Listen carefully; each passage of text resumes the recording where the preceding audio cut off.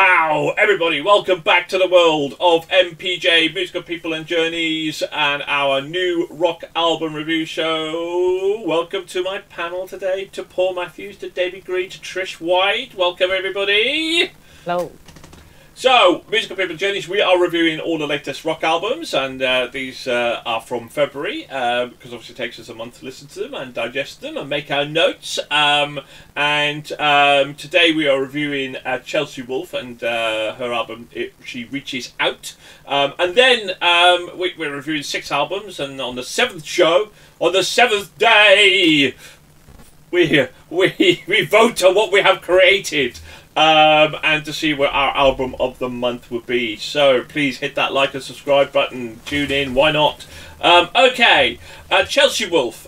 She Reaches Out. Chelsea Joy Wolff, born November 14th, 1983, is an American singer-songwriter and musician. Her work blends elements of gothic rock, doom metal and folk. And growing up in Northern California with her country musician father, Wolff began writing and recording songs during her childhood. She earned underground critical acclaim for her albums The Grime and the Glow, Apocalyptics, which blended with gothic and folk elements, and her later albums Pain and Beauty, Abyss and His Spun. Wolff incorporated elements of neo-folk, electronic music and heavy metal.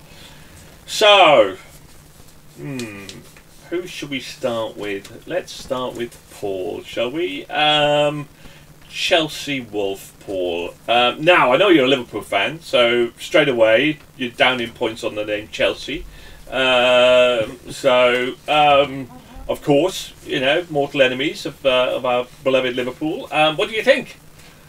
Well, yeah, I mean, my daughter was dating a guy who was a Chelsea fan, and he dared try to give me a cup of tea in a Chelsea mug, and I refused to drink out of it. And that's what I think of Chelsea.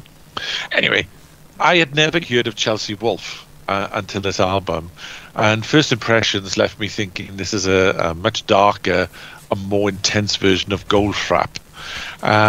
Wolff, with a 7th album, ridiculously titled She Reaches Out to She Reaches Out to She, has brought to the forefront booming electronica and sounds that one would normally find as fills in the background of tracks to produce a heavy metal chanting melancholy.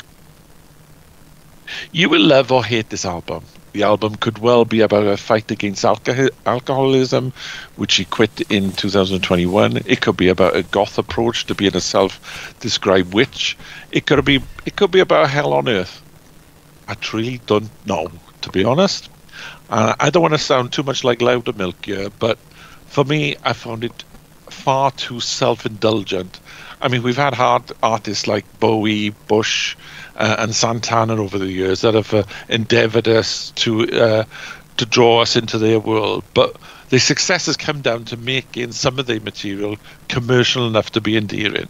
Although Chelsea Wolff has an intoxicating voice, apart from the track about vampires entitled Dusk, I really didn't enjoy returning to this album for repeated listens. Dave, Chelsea Wolff, come across her? Yeah.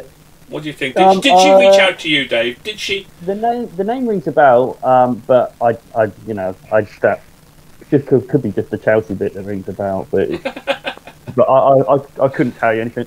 I mean, this one, is it a rock album? Or is it? This is the thing. I would not have classed this as rock at all. But she's got a really nice voice.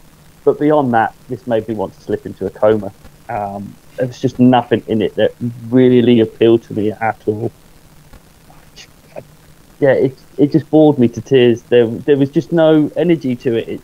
The first track just sounded like someone had put some noise down on a record, and she had tried to, put some vocals over the top of it. But it, not even as I say, she's got a really nice voice, but not even that could save it. I mean, it's a shame, really, because, as I say, her voice with another style of music, I think, would work pretty well. But this just isn't it at all. Wow. Okay, so talk about. Well, I don't know what to talk about. Actually, there is no segue to talk about. So I'm going from darkness to light to Trish White. Oh, I wish I was going to bring some light to this, but I don't think I am.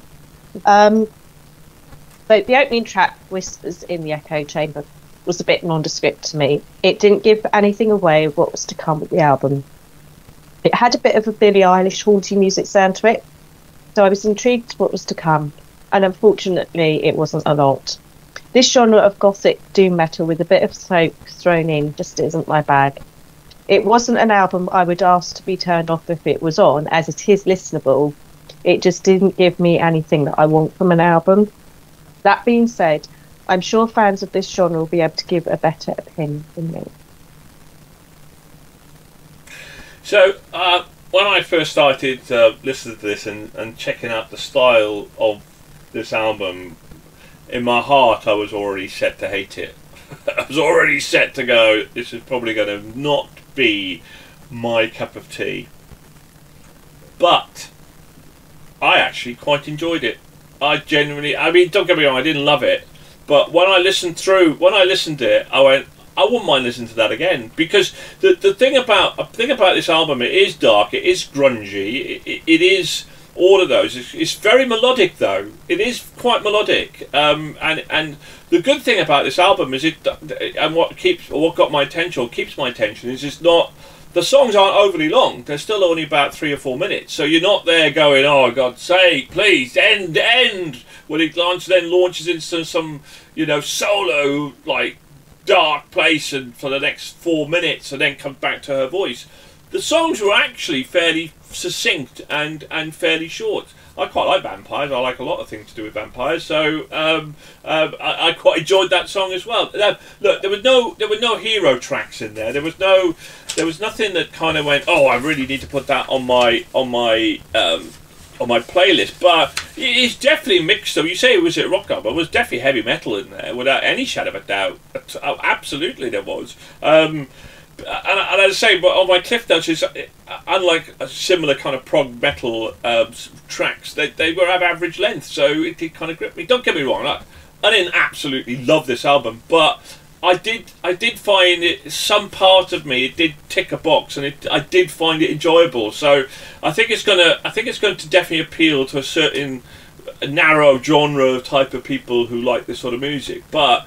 There's no two ways about it. Her voice is fantastic, absolutely fantastic, and some of the stuff was a bit experimental. But what sort of genre would you guys put it down as? Do you reckon?